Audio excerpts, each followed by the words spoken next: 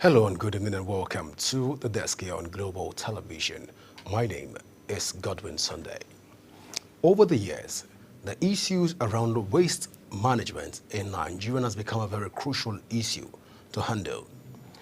Different states across the country have different opinions when it has to do with waste management.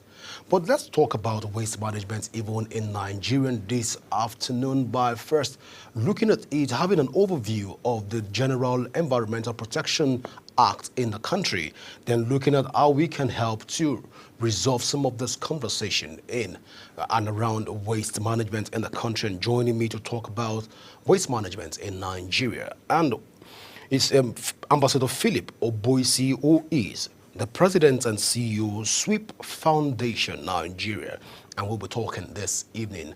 You're welcome to the show, on Ambassador Phillips. Good evening, all. It's a pleasure to be here. Thank you. Oh, all right, you're welcome once again. So let's delve into the conversation right away. First, Nigerian have different definition of what waste management is. But as a way of starting up with the conversation, please can you enlighten us on what waste management is? Well, thank you so much, Mr. Godwin. It's a pleasure to be on your program once again. I want to appreciate your station for the opportunity you always provide for us and the promoters of waste management in Nigeria to be able to enlighten the general public on their waste rights and responsibilities to the nation, if I can use that word. Waste, generally speaking, we should understand comes from is just the word waste. Waste management in Nigeria, or waste management generally, talks about the management, the control, and the management of waste products. I mean, products that are at the end of their lives, at the end of life of its usage. So when a product has gone through the circles from production to utilization, becomes a utility, and it has been totally, the goodness of that product has been totally exhausted and its lifetime expired, it becomes a waste. So that is, generally speaking, in a layman's way, what waste is when a product has come to the end of its lifespan and is considered not fit for the purpose, again, not fit for the purpose for which it was manufactured in the first place. It is then considered a waste. You can give, we can have so many examples. A cement, when cement is manufactured, it is used for construction purposes.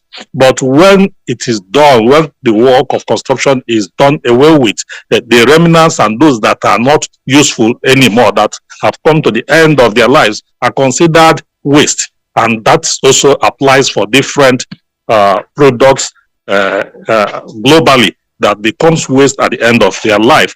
That is speaking generally what waste means. Thank you. To Lagos and looking at the various dump sites that we have in Lagos State, can we say at this point in time that we are effectively utilizing waste management in the country in terms of controlling the waste and recycling waste in the country? I will answer the question in the negative. No, we cannot say that we are putting to maximum use the waste resources of our country, using Lagos State as an example.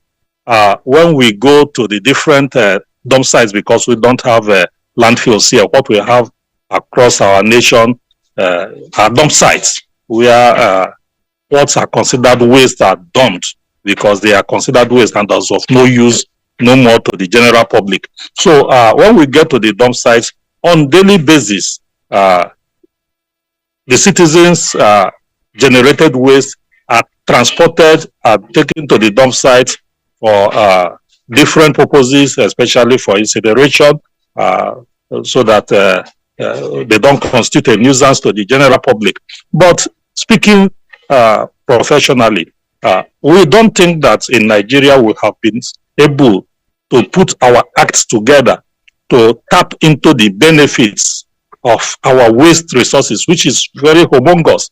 As citizens, as a country, we have a very large population, and consequent upon that large population is also a large volume of waste that is being generated daily and transported to landfills, and they come to the end of their lives there.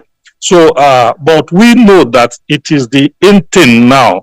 Today, we are no longer talking about the linear economy. We are talking about circular economy. We are talking about sustainability. We are talking about closing the loop so that waste is no longer waste, or waste should no longer be considered as waste, but should be considered as resource materials for other usage.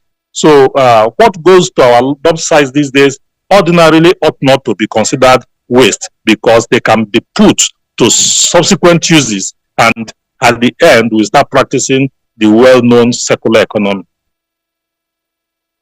By putting waste into use as it stands right now.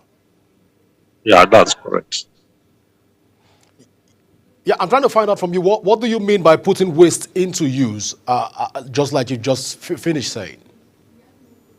Now, you know, before now, globally, the world practices, I mean, in terms of manufacturing in the sector, with the world practices what we call the linear economy, which envisages the production of materials from raw materials, and they become finished products, and they are consumed by the population, and after consumption, they are discarded.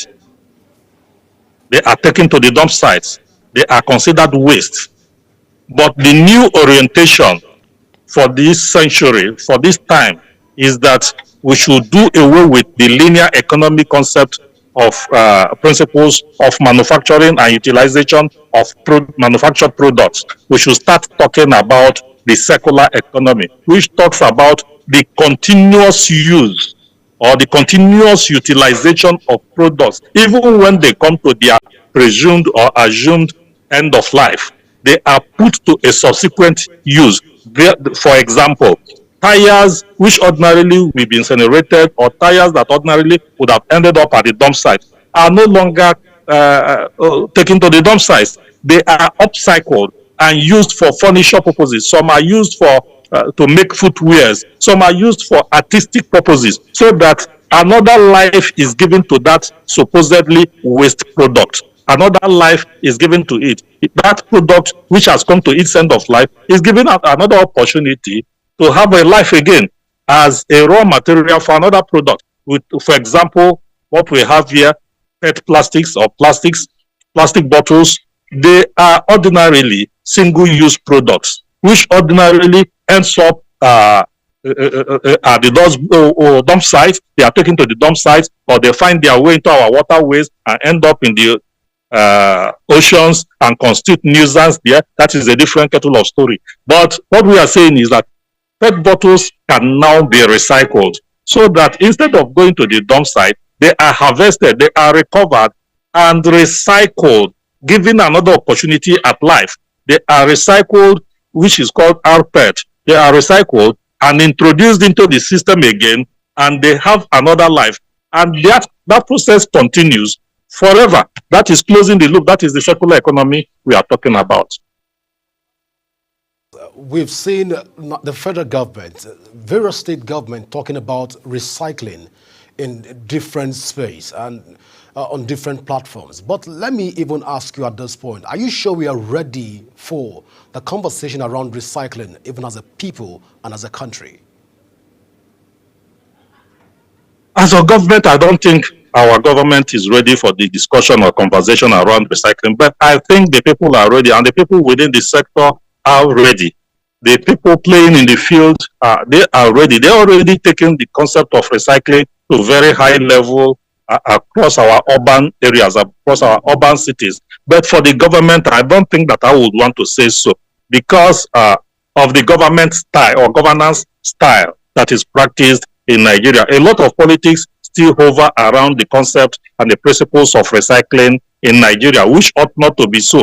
a lot of politics. It involves a lot of politics. It involves a lot of showmanship. But it ought to be a job for the professionals. It ought to be for particular purpose. It ought to serve certain usage. You understand me? So I will say yes and no. Yes, for the sector. A whole lot of players within the sector are being professional about it, and they are responding to the need to recycle promptly and with dispatch. But for the government has been very slow with legislation. They have been very slow with regulation. They have been very slow with implementation. The government has been very slow with monitoring activities. To that extent, I think a whole lot still needs to be done with respect to the government, both at the federal and the state level. A whole lot still needs to be done. But I think within the sector, within the players, within the value chain, I think the system is ready for serious conversation on recycling. So how would you generally assess the orientation of Nigerians when it has to do with waste management so far? Well, we know that right now, if we go to major rural areas and few urban areas, you still get people drink sachet water and throw it on the street. You still get people throw things from their cars and all of this conversation. But you are in this field. How will you assess the orientation of waste management of Nigerians in so far, in your own opinion? For our rural dwellers, for people within at the grassroots level, I think the awareness has not gone very deep. For our people living at the short end of the stick, I mean the local communities that are scattered across our nation, the awareness, the sensitization has not really gone down deep, and they have not, the concepts and the principles of behavioral change which we anticipate and we preach has not gotten down to the people. It has not slipped down to the people that ought to, so that they can have behavioral change, so that they can stop that lifestyle that results in mismanagement of waste. But for our urban cities, especially Lagos, Abuja, Port Harcourt, and so on and so forth, cities like that, people are embracing the concept and the principles of recycling, the circular economy. If not for any other thing, if not for any other reason, for the reason of its economic benefit. I remember when we came into this sector some years back, few years back, we are still able to find PET bottles scattered, loitering around the highways and street sides. And when we go out on sensitization and plastic pickup campaigns, you see us harvesting close to 300, 200 kilograms of plastics on each day we go out. But that is not so anymore, because a whole lot of people, not for the social impact or social reasons of making our environment clean, but for the economic reasons of trying to earn a living, because the cost or the benefits that come from the collection and recycling of PET bottles particularly, and other recyclable waste has increased substantially over the years. A few years ago, we were paying 30 naira per kg to collectors, to people who bring them to our hub. But today we are paying 300 naira or more, even up to 400 naira per kg. So you see, the incentives that are attached to this are helping to drive the awareness and sensitization. But most facilities like ours are not domiciled in rural areas. They are not domiciled at the backsides of our communities. They are domiciled in city centers, Lagos, Abuja, Onitsha, Port Harcourt, and so on and so forth. So to a very large extent, the orientation of the people, it has not gained so much traction within or around our rural areas. But for the city centers, for our urban cities, I think there is substantial awareness, if not for any other reason, for the benefits or the incentives that come with it. Phillips. Ambassador Phillips, let's even take you back home and bring it to you at this point. There is a very large narrative that people that engage in waste management are usually scavengers. They are usually the downtrodden. they're usually uneducated. As such, they venture into waste management. But this is perhaps because of the poor public relations that waste management have gotten so far, even in the country. But let me bring it to you at this point. How correct is the narrative to say that waste managers are scavengers and they are uneducated, and as such, that's why they delve into this field? No, no, waste scavenging, which is no longer the language for now, but for the purposes of this conversation, let's use the word scavengers. It is an old profession. Even when we were kids, we've seen people trading in used bottles. We've seen people trading in used plastic materials. We've seen people trading in used items. People scavenging across different divides from one dump sites or the other. We've seen people everywhere. So it is generally not about the economic situation.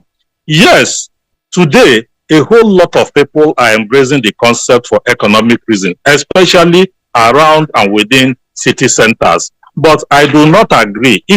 For now, for example, we have the Association of Scraps and Waste Pickers of Lagos.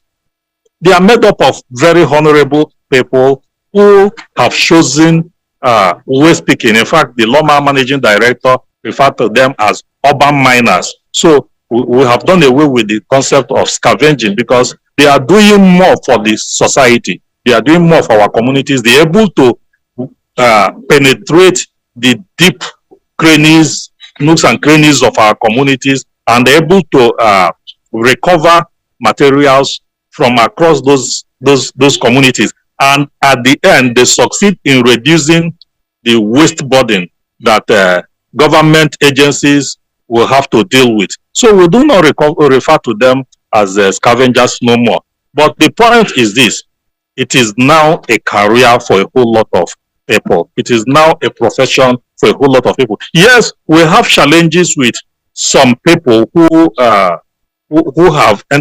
entered into the associations and are involved in this concept for economic reasons. And there are also those who are using the value chain as a cover for some nefarious activities, for some unwholesome activities. We understand that, but that also exists in very many sectors also.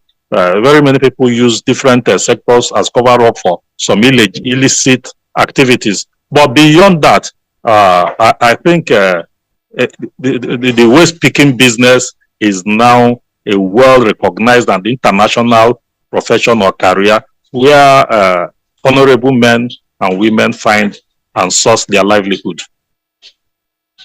Is not correct. Come again. So I didn't hear that. You're saying that the narrative is not correct. No, the narrative is not correct. The narrative is not correct at all. All right, but then again, we've not seen stakeholders within the waste management sector coming out to speak on this, because most times when you see pickers that goes on the street, people look them with the eyes of not educated, and of course you agree with me that a lot of people hold sway to this opinion and this narrative. But then you've come out to say, then I want to ask at this point, why are stakeholders within this sector not doing enough to rebrand these waste managers and pickers, like you've called them? Well, urban miners. Now, okay, urban miners. See, let me tell you. Okay. Yeah, urban miners. Now, yes, you see, let's take, for example, the Nollywood sector. When they started, people didn't reckon with them. Most fathers, most parents would look with disdain at their daughters especially, or their children when they say that they are into film acting. But with time, we started to see the benefits and the use, the value in that career path for our children. And today, Nollywood practitioners are celebrated, and that sector alone is generating value for our country, both internally and externally. So the same goes for the waste picking sector, or those of us who are into the waste management sector, especially recyclable waste materials. People will begin to understand that, yes, you look at us or those who do the actual picking from the streets, you look at them with the eye of being low level people. Yes, they may have ventured into that sector by reason of lack of education or insufficient education and things like that. But you see those guys, they are making more income per day when you get to do the mathematics beyond some of the people who are in the white collar business. So I think we must change the narrative. And as per the idea of doing more for them, I think so much is being done. Maybe those who are doing that much are not giving it adequate publicity. But I know a whole lot of these multilateral organizations, including government institutions, that are offering aids, offering trainings. In fact, they are the beautiful bride within the sector for now. Those that are into waste picking are the beautiful bride, because I hold conversation with senior members or senior stakeholders in this sector. And you see what everybody wants to deal with them. Everybody wants to help them structure. Everybody wants to help them organize. Everybody wants to provide them with necessary PPEs, personal protective equipment, or GEAs. So much is going on within the sector with respect to helping these people achieve more from the system, from the value chain. So much is being done. I know that a whole lot of trainings are going on. Even our own organization are supporting, providing consultancy for them to help them become more within the sector. So I think so much is going on. So much funding is being deployed to them, and I think so much is going on that people are not aware of. And I think I will use this opportunity to call on the association itself to put more out there, so that people will start taking note of the change that is going on within their sector. Phillips, let's talk about the rains are coming. Even if, I don't know if in Lagos right now you're already feeling the weather, the change in the weather. But there is this allegation. We had light rain today. All right. So there is this allegation that most waste managers are part of the reasons why we have drainages that are blocked, even in urban communities, in the sense that most of them return some of the waste that they've taken from the street because they don't find use for it. They throw those waste back into the drainage system, causing more harm to this. Like I said, it's an allegation, but we want you to help us to react to this quickly. How correct is this allegation? No, it is not an allegation, it's a fact. Okay. We have seen videos, we have seen photographs, we have heard stories, we have intervened in some instances. But you see, it is the same with virtually every other sector in Nigeria, especially for us as Africans. I don't understand why a people would embrace a lifestyle that will lead to their own decimation. You know that this lifestyle is causing you harm. It is in the character of the average Nigerian to look for the easy way out.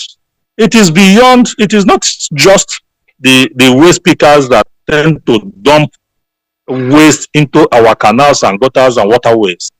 Even residents, community dwellers, wait for the rainfall. When it is raining heavily, they now go, in fact, they store their waste. Instead of paying for waste management agencies to come and evacuate their waste, most residents would pile up their waste, accumulate their waste, waiting for rainfall. So that when it rains, they use the opportunity of the rainfall and the floods to throw their garbage into our waterways. A whole lot are being prosecuted by Loma, for example. Here in Lagos, a whole lot of citizens are being prosecuted for this reason. So, and if you notice, the LOMA, Lagos Waste Management Authority, actually banned the use of cats, the cat pushing in the city of Lagos. The reason is because most of those who engage, who are waste pickers, tend to pick and dump their waste along the way, because taking it to the dump site might be very far for them. So they just look to the left, look to the right, and they dump the waste anywhere, anyhow, resulting in unwholesome disposal of waste. But like I said, it is both by the citizens are responsible for this as much as the waste pickers who tend to do this. So in Lagos, waste has been banned.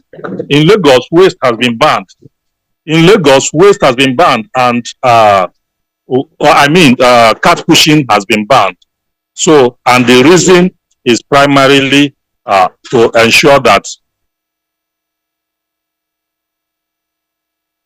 we'll go for a short break right now, and when we come back, we will talk more even on the decks. Please go nowhere. The show continues in a moment.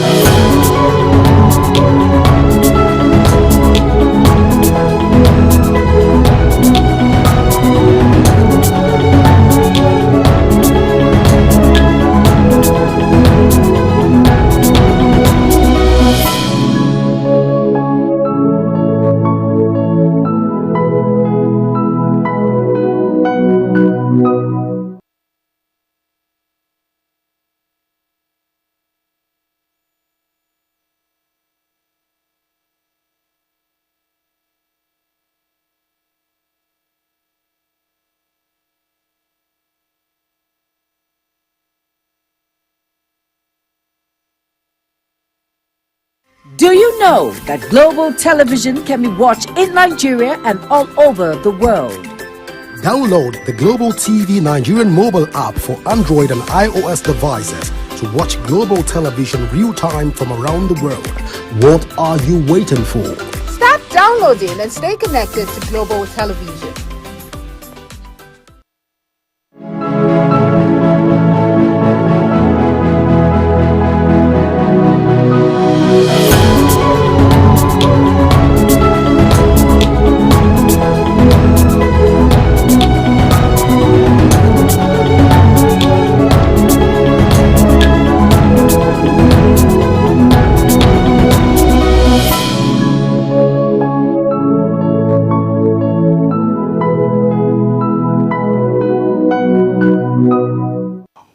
Welcome back. In case you just joined us, this is still Global Television. And of course, we are broadcasting live on DSTV channel 365 and StarTimes channel 276. You can also download the Global TV mobile app to keep track of our broadcast. And also you can join the conversation on our various social media handle using at Global TV NG to join in the conversation. Now, I'm still being joined by Ambassador Phillips Oboisi, who is the founder of the SWEEP Foundation, and we're talking about waste management even within the African and Nigerian confines. All right, Ambassador Phillips, please, are you still there with us? I'm here with you. Thank you. All right, so let's look at this whole. I know you were trying to talk about you're trying to bring clarity to some of the allegations that you said, and you said that it's not an allegation. But within the stakeholders level of waste managers that are at the top of the cadre, are there no modalities that can be put in place to ensure that practitioners within that sector, where the default, they are publicly prosecuted, not by LOMA, but to serve as a deterrent? Your organization can come out to prosecute them in the open and make it, even have media coverage on this, because we've not really seen people being prosecuted on waste management ground. We've seen robbery, we've seen other crimes, but waste management prosecution has not been seen as a serious offense in Nigeria. But can we look at this? Is it possible? I think you put it this way because you are not in the know. Okay. You are not in the know. So much people are being prosecuted, to my knowledge, by especially the Lagos Waste Management Authority, LOMA. They are prosecuting, they are arresting virtually on daily basis because of our adopted lifestyle as citizens. We prefer not to pay for the management of waste. So the state government, for example, has mandated through LOMA that every building, every residential and office building should have a covered receptacle for their waste. Now, most people would not do that, but would rather find a way to circumvent the rules. It is in our character as a people. We must admit that if we are to find solutions, we must admit that it is in our character to look for ways to circumvent rules, possibly because it is also in the character of our government to disobey rules, but that is not the conversation here. So the LOMA's monitoring team has continuously, to my knowledge, they do that, arrest and prosecute people. I have seen in recent times arrested and prosecuted citizens engaged in a mass public service, clearing of gutters, clearing of bushes, maintaining of public spaces as punishment. I mean, they are involved in community service. I have seen that happen. It's happening on a regular basis. People are being arrested and prosecuted. But you see, also there is this political angle to it, because at the end, the government tries to be very careful, because the people will still be called upon for election purposes, and it happens across the states everywhere. But to your question, no, I think it is because you are not in the know. Many people are being prosecuted for environmental crimes. Yes, it may not carry the kind of capital punishment or the kind of severe punishment that other forms of crimes carry, but people are being arrested, people are being prosecuted, I think, on daily basis for environmental crimes. Let me agree with you that I am not in the know, but then this is Abuja, and what your stand right now is in Lagos. I hope that we can have a uniform law that can best control all the states in Nigeria, and even from your organization, because there are so many laws. Okay. There are so many laws for the nation. For the nation, the Nestria Act, that is the Nigerian Environmental Standards Regulatory and Enforcement Agency. The act is there. The agency is there. And to the best of my knowledge, they are on the top of their game. So if at the Federal Capital Territory level, there is shortcomings on the part of environmental officers, then we can say that at the FCT level that there is lack of performance, maybe for whatever reasons. But I know that environmental officers are covered and scattered. Virtually every local government in this nation, the 774 local governments in this nation, have environmental and sanitation officers. So if that of the area where you are domiciled at is inefficient or ineffective, or they are lacking in performance, that is a different story. Then we can call them out. But the NESRIA Act is there, the NESRIA agency is there, and they're on our face. I deal with them virtually on daily basis, being in this sector. So I'm really surprised if at the FCT level, you as a journalist do not see on regular basis their performance. I think it's something that is a good feedback that I can take back to them and say, look, I think there's your wing is leaking. Your wing is leaking. But here in Lagos, to the best of my knowledge, and for example, I also operate in Anambra State. And I see the environmental and sanitation officers on top of their games, they're on top of their acts, and they are doing what they should do. You see, like I said, it is in the character of Nigerians to disobey laws. Ordinarily, we ought not to have police officers, VIOs, road safety, Nigerian military, everything on the road, on our streets on daily basis. It is not supposed to be so. I visit the United States of America. Yes, they are very developed, I agree. But you don't find VIOs, LASMA, National Union of Road Transport Workers, national this, national that, this military, that military, that. The police will have no dealings with you except you disobey, you run foul of the law.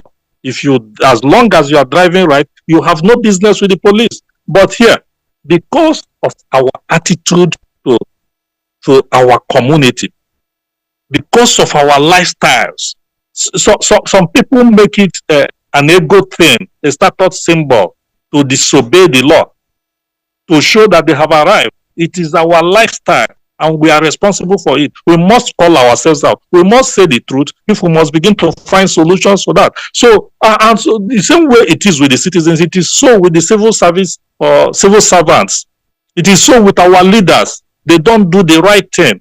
And because they know that they are not doing the right thing, sometimes they overlook when the citizens behave abnormally. So it is our lifestyle, and we are responsible for it. But when we begin to talk to ourselves and we begin to embrace behavioral change, we begin to change our lifestyles, you see somebody riding in a Lexus Jeep, consume the refreshment that is contained in whatever package, whatever products they have bought, then they throw it recklessly out of their window. You see the occupant is well dressed, riding in a very car, obviously educated. But because he was brought up here in Nigeria, he behaved that way. So it is for us. So we must begin to call out. If I get this report, it's a good and decent feedback that I can take to NESRIA. You know, at the state level, we have the state's environmental protection agencies. We begin to call them out. The challenge with us as citizens is that we do not call out our leaders. We do not call out those that are in positions of elected and appointed positions. We don't call them out. That is the challenge we have. But in other climes, the citizens are not only right conscious, they are also right demanding.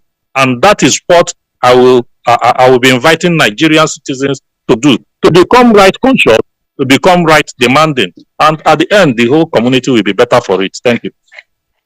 Thank you for that correction and elaboration. But then again, we've mentioned that we have 774 local governments in Nigeria. And of course, those 774 local governments have environmental protection units in those 774 local governments.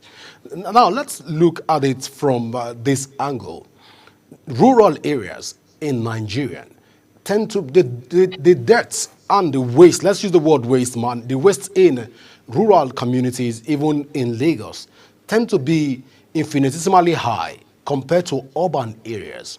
even in Lagos, citing places like Ajegule, Orile, Agege, Ikorodu, inside Abulegba, and the other down through to Badagry, and of course the major dump site which is at Ojota, and what you have at Igomu dump site. All of this tend to be a suburb, but those suburbs, even in Lagos, tend to enjoy more high rate of waste.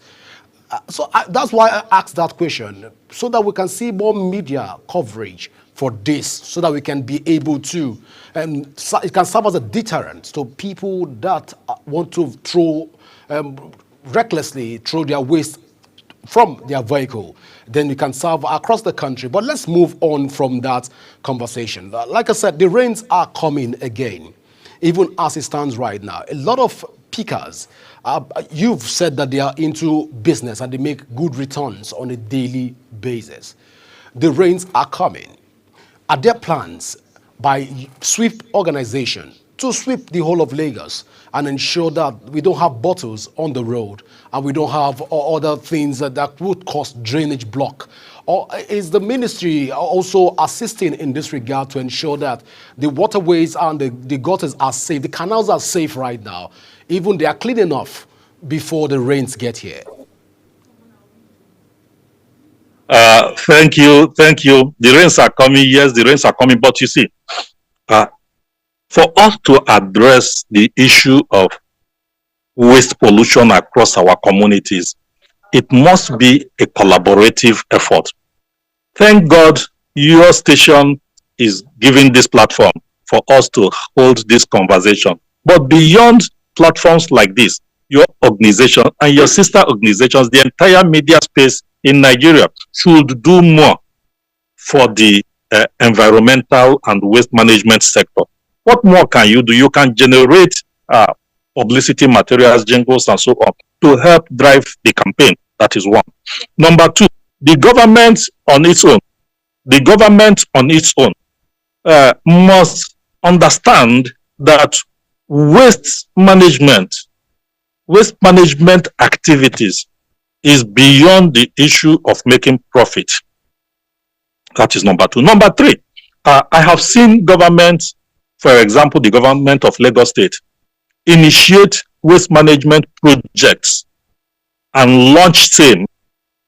Yet, its agencies, government agencies within Lagos State, do not align with that vision. So, you find out that the government was not able to allow that policy initiative to seep down, to drain down to the last man on the street. The local government managers, the officials at the local government area do not understand what the state government is talking about across the nation. The VIOs, Lagos State or any state government VIO, do not align, do not understand, and works contrary to that initiative. So I find government agencies not being able to properly structure their interventions so that it goes down through the entire bureaucracy, so that when the police officer sees you, he understands that you are working, that is a shared vision, that you are working in line to address a challenge that is common to the entire state or to the entire nation. The VIO are resting, would understand. The local government revenue generators who daily loiter the streets and communities will understand that there is a program, and for the purposes of that program, this is being done. But no, they are all out there. Arrest this, arrest that, extort money here, ask for money here, and at the end, people that ought to intervene and help address a challenge keep away from doing so, to avoid all forms of arrest, intimidations, and harassment. So there is so much to do. Now, with organizations like our own, we monthly ensure that we go out into the communities to reach out to the people. Lagos State, again, as an example, and even Anambra State, these two states where we operate and we have large presence. Lagos State is subdivided into community development associations, community development councils, or committees. So every inch of this state belongs to one CDA or the other. So on monthly basis, we reach out to the leadership of one CDA or the other, one CDC or the other, one resident association or the other. That is at the level we are playing, because it is the people at the grassroots level that are waste generators. Waste is not generated at state level. Waste is not generated they are generated at residence level, at community level. So these are the people we are reaching out to. And I think the message is gaining traction, and more people are becoming involved.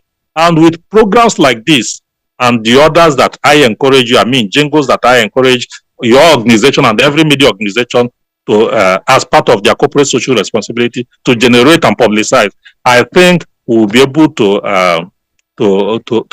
confront and combat the menace of pollution during this rainy season. And in addition to that, I think the people needs to be understood. The government must work hand in gloves with the people. There cannot be waste management without the citizens.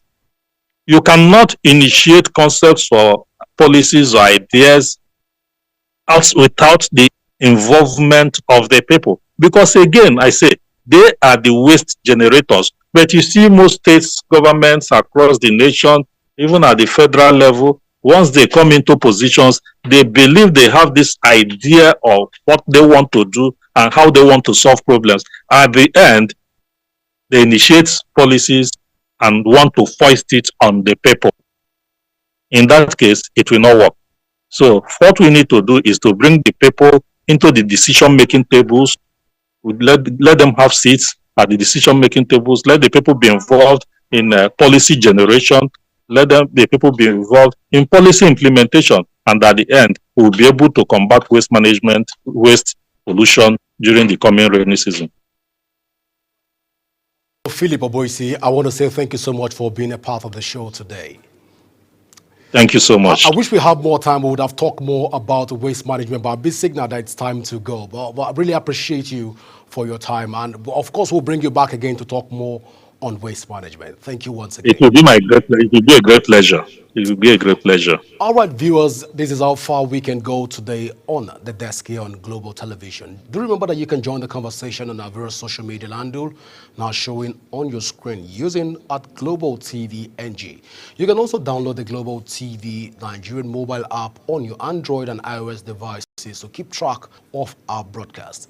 My name is Godwin Sunday. Till The Desk return back to your screen, always remember that peace and unity are the pathways to progress. Bye for now.